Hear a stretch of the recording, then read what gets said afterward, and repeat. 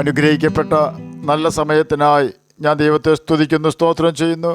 ദൈവവചനം ശ്രവിച്ചുകൊണ്ടിരിക്കുന്ന എല്ലാ ദൈവമക്കൾക്കും വീണ്ടും വരാമെന്ന് അരുളിച്ചേതവനായ കർത്താവായ യേശു ക്രിസ്തുവിൻ്റെ ധന്യനാമത്തിൽ ഞാൻ എൻ്റെ സ്നേഹവന്ദനം അറിയിക്കുന്നു. ഇന്നത്തെ അല്പസമയത്തെ ചിന്തയ്ക്കായി മത്തായി എഴുതിയ സുവിശേഷം 6-ാം അധ്യായം 19 മുതൽ 21 വരെയുള്ള വാക്യങ്ങൾ നമുക്ക് വായിക്കാം. പുഴുവും തിരുമ്പും കെടുക്കയും കള്ളന്മാർ തുറന്ന് മോഷ്ടിക്കുകയും ചെയ്യുന്ന ഈ ഭൂമിയിൽ നിങ്ങൾ നിക്ഷേപം സ്വരൂപിക്കരുത്. പുഴുവും തിരുമ്പും കെടുക്കാതെയും കള്ളന്മാർ തുറന്ന് മോഷ്ടിക്കാതെയും ഇരിക്കുന്ന സ്വർഗത്തിൽ നിക്ഷേപം സ്വരൂപിച്ചുകൊള്ളുവിൻ. നിൻ്റെ നിക്ഷേപമുള്ളയിടത്ത് നിൻ്റെ ഹൃദയവും ഇരിക്കും. അനുഗ്രഹിക്കപ്പെട്ട വേദവാക്യങ്ങളാണ് നാം കേട്ടത്. യേശുവിനെ വാസ്തവമായി പിൻപറ്റുന്ന വ്യക്തികളെ പണവും പദവികളും കാണിച്ചുകൊണ്ട് എല്ലാ കാലത്തും സാത്താൻ വഞ്ചിക്കുവാൻ ശ്രമിച്ചിട്ടുണ്ട്. നമ്മുടെ നാഥനും വീണ്ടെടുപ്പുകാരനും നല്ല മാതൃക കാണിച്ചു തന്നവനും നമുക്ക് വേണ്ടി അവസാനത്തുള്ളി രക്തം വരെയും കാലുവരി ക്രൂശിൽ ഊറ്റി തന്നുകൊണ്ട് നമ്മുടെ പാപങ്ങൾക്ക് പരിഹാരം വരുത്തി മരിച്ച ഉയർത്തവനുമായ കർത്താവായ യേശു ക്രിസ്തുവിനെയും പിശാച് പണവും പദവികളും കാണിച്ച് മോഹിപ്പിക്കുവാൻ ശ്രമിച്ചു.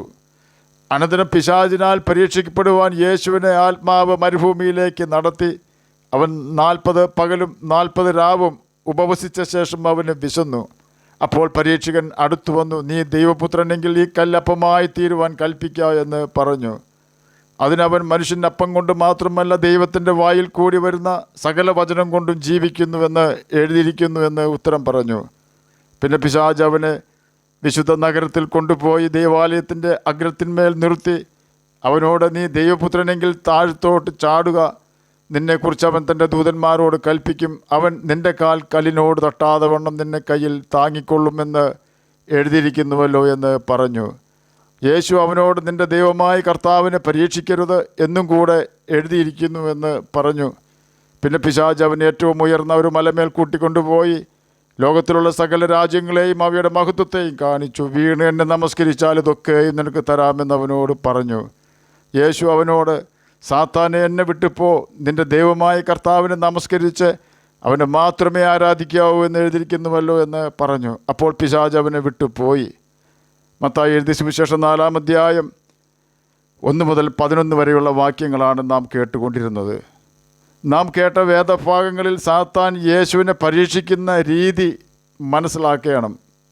യേശുവിനെ വിശന്നപ്പോൾ സാത്താൻ പറയുകയാണ്, നീ ദൈവപുത്രനാണെങ്കിൽ ഈ കല്ലിനപ്പമായി തീരുവാൻ കൽപ്പിക്കുക.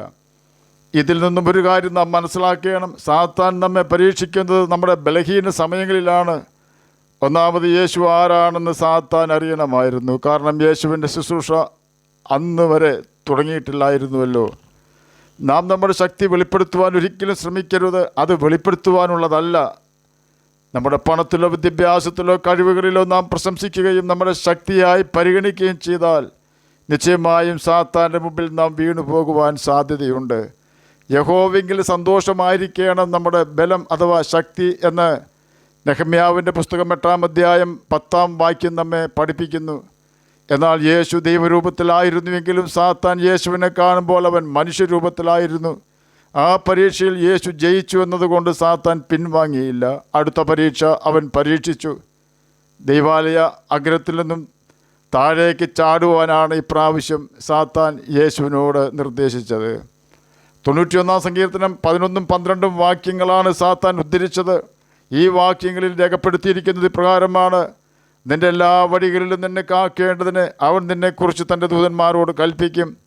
നിൻ്റെ കാൽ കല്ലിൽ തട്ടിപ്പോകാതിരിക്കേണ്ടതിന് അവർ നിന്നെ കൈകളിൽ വഹിച്ചുകൊള്ളും. ഈ വാക്യത്തിലെ എല്ലാ വഴികളും എന്നത് 1-ാം സങ്കീർത്തനം 6-ാം വാക്യത്തിൽ പറയുന്ന നീതിമാന്മാരുടെ അഥവാ യഹോവയുടെ വഴിയാണ്. അത് വിശുദ്ധ ജീവിത രീതിയാണ്. അവിടെ ദൂതന്മാരുടെ സംരക്ഷണം ലഭിക്കുമെന്നത് തീർച്ച.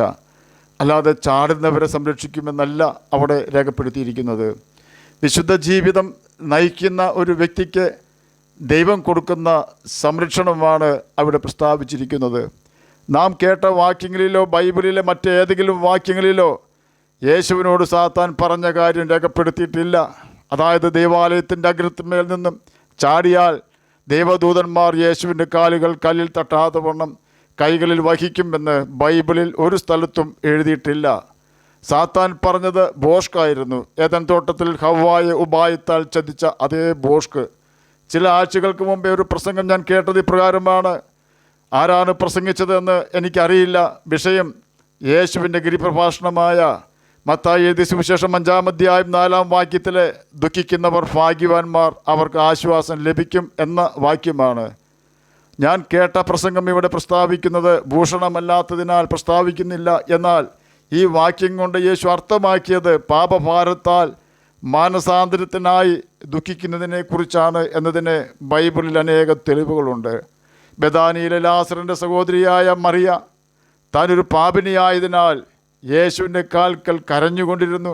യേശുവിൻ്റെ കാൽ അവളുടെ കണ്ണുനീര് കൊണ്ട് കഴുകി തലമുടി കൊണ്ട് അവൻ്റെ കാൽ തുടച്ചു, വിലയേറിയ തൈലം പൂശി എന്ന് യോഹന്നാൻ എഴുതിയ സുവിശേഷം 12-ാം അധ്യായം 3-ാം വാക്യത്തിലും ലൂക്കോസ് എഴുതിയ സുവിശേഷം 7-ാം അധ്യായം 36 മുതൽ 50 വരെയുള്ള വാക്യങ്ങളിലും രേഖപ്പെടുത്തിയിരിക്കുന്നു. ലൂക്കോസ് എഴുതിയ സുവിശേഷം 7-ാം അധ്യായം 44-ാം വാക്യത്തിൽ ഇവളോ കണ്ണുനീർ കൊണ്ട് എൻ്റെ കാൽ നനച്ചു എന്നും, ലൂക്കോസ് എഴുതിയ സുവിശേഷം 7-ാം അധ്യായം 46-ാം വാക്യത്തിൽ ഇവളോ പരിമള തൈലം കൊണ്ട് എൻ്റെ കാൽ പൂശി, ആകയാൽ ഇവളുടെ അനേകമായ പാപങ്ങൾ മോചിച്ചിരിക്കുന്നുവെന്ന് ഞാൻ നിന്നോട് പറയുന്നുവെന്ന് യേശു പറഞ്ഞു. മത്തായി എഴുതിയ സുവിശേഷം 5-ാം അധ്യായം 4-ാം വാക്യത്തിൽ പറഞ്ഞിരിക്കുന്ന ദുഃഖിക്കുന്നവർ എന്ന വാക്കുകൊണ്ട് ഉദ്ദേശിക്കുന്നത് മക്കൾ ഇല്ലാത്തതിനാൽ ദുഃഖിക്കുന്നവരെ കുറിച്ചോ രോഗം മൂലം ദുഃഖിക്കുന്നവരെ കുറിച്ചോ അല്ല എന്ന് സാരം. അത് മനസ്സിലാക്കുവാൻ ഞാൻ ഈ കാര്യങ്ങളെല്ലാം ഇവിടെ പ്രസ്താവിച്ചു എന്നേ ഉള്ളൂ. ദൈവഹിതപ്രകാരമുള്ള ദുഃഖം അനുതാപം വരാത്ത മാനസാന്തരത്തെ രക്ഷയ്ക്കായി ഉളവാക്കുന്നു, ലോകത്തിൻ്റെ ദുഃഖമോ മരണത്തെ ഉളവാക്കുന്നുവെന്ന് 2 കൊരിന്ത്യർക്ക് എഴുതിയ ലേഖനം 7-ാം അധ്യായം 10-ാം വാക്യത്തിൽ രേഖപ്പെടുത്തിയിരിക്കുന്നു. മത്തായി എഴുതിയ സുവിശേഷം 5-ാം അധ്യായം 4-ാം വാക്യത്തിൽ യേശു പറഞ്ഞ ദുഃഖിക്കുന്നവർ എന്ന വാക്കുകൊണ്ട് ഉദ്ദേശിക്കുന്നത് രക്ഷയ്ക്കായി മാനസാന്തരത്തെ ഉളവാക്കുന്ന ദുഃഖത്തെക്കുറിച്ചാണ്, അല്ലാതെയുള്ള ദുഃഖത്തെക്കുറിച്ചല്ല.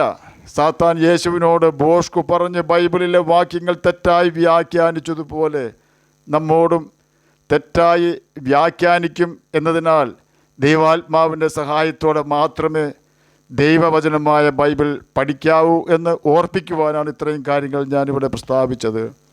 യേശുവിനോട് താഴോട്ട് ചാടുക, ദൂതന്മാർ താങ്ങും എന്ന് പറഞ്ഞപ്പോൾ നിൻ്റെ ദൈവമായ കർത്താവിനെ പരീക്ഷിക്കരുത് എന്ന ന്യായപ്രമാണത്തിലെ ഒരു വാക്യം ഉദ്ധരിച്ചുകൊണ്ടാണ് യേശു സാത്താനെ തോൽപ്പിച്ചത്. സാത്താൻ ഇത് കേട്ടപ്പോൾ തോന്നി യേശു ദൈവമല്ല എന്ന്. അതുകൊണ്ട് തന്നെ അവൻ്റെ ഏറ്റവും ശക്തമായ ആയുധം പുറത്തെടുത്തു. ഏദൻ തോട്ടത്തിൽ വെച്ച് ആദാമിൻ്റെ കയ്യിൽ നിന്നും ഉപായത്താൽ കൈവശമാക്കിയ ഉൽപ്പത്തി പുസ്തകം 1-ാം അധ്യായം 28-ാം വാക്യത്തിലെ വാഴുവാനുള്ള അധികാരം യേശുവിന് കൊടുക്കാം എന്നാണ് സാത്താൻ ഇപ്പോൾ യേശുവിനോട് പറയുന്നത്. നിങ്ങൾ സന്താന പുഷ്ടിയുള്ളവരായി പെരുകി ഭൂമിയിൽ നിറഞ്ഞതിനെ അടക്കി സമുദ്രത്തിലെ മത്സ്യത്തിന്മേലും ആകാശത്തിലെ പർവ്വജാതിന്മേലും സകല ഭൂചര ജന്തുവിന്മേലും വാഴുവിൻ. ഇതായിരുന്നു ആദാമിന് ദൈവം കൊടുത്ത അധികാരം. ഈ അധികാരമാണ് സാത്താൻ വഞ്ചിച്ചെടുത്തത്. ഈ അധികാരത്തിൽ ഭൂമിയിലെ സമ്പത്തും പദവികളും എല്ലാം ഉൾപ്പെടും. സാത്താൻ്റെ അറ്റക്കൈ പ്രയോഗമായിരുന്നു അത്. സാത്താൻ യേശുവിന് കാണിച്ചു കൊടുത്ത സമ്പത്തുകളും പദവികളും യേശുവിന് ലഭിക്കണമെങ്കിൽ സാത്താൻ പറയുന്നത് അവനെ വീണ് നമസ്കരിക്കണം അഥവാ ആരാധിക്കണം എന്നാണ്. യേശു സാത്താനോട് പറഞ്ഞത് ഇപ്രകാരമാണ്: സാത്താനെ എന്നെ വിട്ടുപോ, നിൻ്റെ ദൈവമായ കർത്താവിനെ മാത്രമേ ആരാധിക്കാവൂ എന്ന് എഴുതിയിരിക്കുന്നു. ബൈബിളിലെ ഒരു വാക്യം തന്നെയാണ് യേശു ഇവിടെ ഉദ്ധരിച്ചത്. യേശുവിനെ പിൻപറ്റുവാൻ ആഗ്രഹിക്കുന്ന ഏതൊരു വ്യക്തിക്കും സാത്താൻ്റെ ഈ പരീക്ഷണം നേരിടാതിരിക്കുവാൻ കഴിയുകയില്ല. മിക്ക ആളുകളും അതുവരെ സാത്താനെ ജയിച്ചവരാണെങ്കിലും സമ്പത്തും പദവികളും കാണുമ്പോൾ അതിൽ ആകർഷിക്കപ്പെടുകയും അതിൽ ആശ്രയിക്കുകയും ജീവനാഥനേക്കാൾ സാത്താൻ വെച്ച് നീട്ടുന്ന സമ്പത്തിനും പദവിക്കും പ്രാധാന്യം കൊടുക്കുകയും ചെയ്യുന്നു. ഈ അപകടം നിലനിൽക്കുന്നതിനാലാണ് യേശു പഠിപ്പിച്ചത് നിങ്ങളുടെ നിക്ഷേപം സ്വർഗത്തിൽ സൂക്ഷിക്കണമെന്ന്. നിക്ഷേപം എന്ന വാക്കിൽ സമ്പത്തും പദവികളും എല്ലാം ഉൾപ്പെടുന്നു. എങ്ങനെയാണ് നിക്ഷേപം സ്വർഗത്തിൽ ശേഖരിക്കുന്നത് എന്ന് പ്രസ്താവിച്ചുകൊണ്ട് ഞാൻ നിർത്തുവാൻ ആഗ്രഹിക്കുന്നു. ഒന്നാമതായി ദൈവവചനത്തെ സ്നേഹിക്കുക, ബൈബിൾ വായിക്കുകയും അനുസരിക്കുകയും ചെയ്യുക. നിരന്യായ പ്രമാണത്തോട് പ്രിയം അഥവാ സ്നേഹമുള്ളവർക്ക് മഹാസമാധാനമുണ്ട്, അവർക്ക് വീഴ്ചയ്ക്ക് സംഗതി ഏതുമില്ല എന്ന് 119 സങ്കീർത്തനം 165 വാക്യത്തിൽ രേഖപ്പെടുത്തിയിരിക്കുന്നു. തന്നെയുമല്ല വലിയ കൊള്ള കണ്ടുകിട്ടിയവനെ പോലെ ഞാൻ നിൻ്റെ വചനത്തിൽ ആനന്ദിക്കുന്നുവെന്ന് 119 സങ്കീർത്തനം 162 വാക്യത്തിൽ രേഖപ്പെടുത്തിയിരിക്കുന്നു. രണ്ടാമതായി യേശുവിനെ പിൻപറ്റുവാൻ ഒരു ഹൃദയവാഞ്ച ഉണ്ടാക്കിയെടുക്കുക.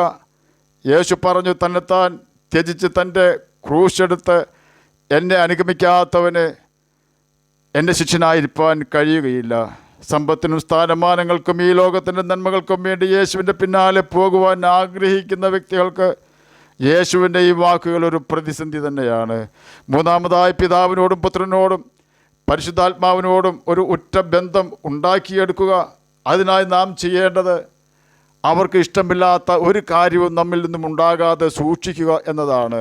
നാലാമതായി അവൻ്റെ രാജ്യവും നീതിയും അന്വേഷിക്കുക എന്നതാണ്. അഞ്ചാമതായി കറയും ചുളുക്കവുമില്ലാത്ത ഒരു വിശുദ്ധ ജീവിതം നയിക്കുക എന്നതാണ്.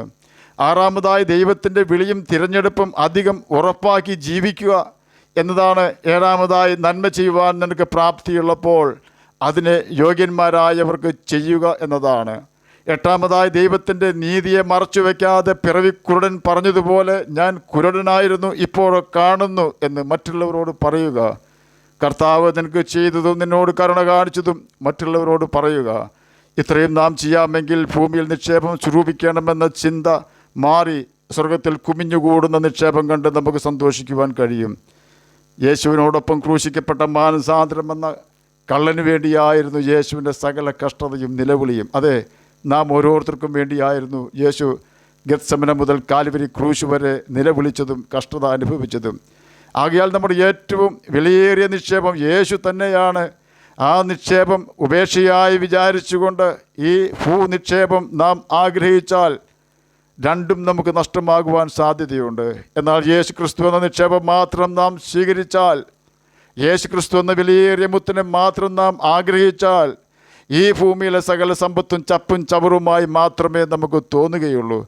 എങ്കിലും അതെല്ലാം കാന്തത്തിന് പിന്നാലെ ഇരുമ്പ് പൊടി വരുന്നത് പോലെ നമ്മുടെ പിന്നാലെ തന്നെ വരും. എന്നാൽ ഓർക്കുക, നാം അതിലൊരിക്കലും ആശ്രയിക്കരുത്. ആശ്രയിക്കാതിരുന്നാൽ നമുക്ക് പാടുവാൻ കഴിയും, മണ്ണേ പ്രതി മാണിക്യം ഞാൻ വെടിയുകയില്ല എന്ന്.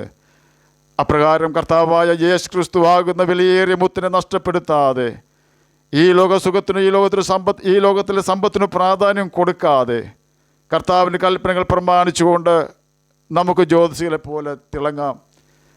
നമുക്ക് നിത്യജീവനാവകാശികളായി തീരുകയും ചെയ്യാം. അതിന് കർത്താവ് നമ്മെ സഹായിക്കട്ടെ എന്ന് പ്രാർത്ഥിച്ചുകൊണ്ട് ഞാൻ എൻ്റെ വാക്കുകളെന്ന് വിരമിക്കുന്നു. നമുക്ക് പ്രാർത്ഥിക്കാം. ഞങ്ങളെ സ്നേഹിക്കുന്ന സ്വർഗീയ പിതാവേ, നല്ല വചനത്തിനായി ഇങ്ങനെ സ്തുതിക്കുന്നു, സ്തോത്രം ചെയ്യുന്നു.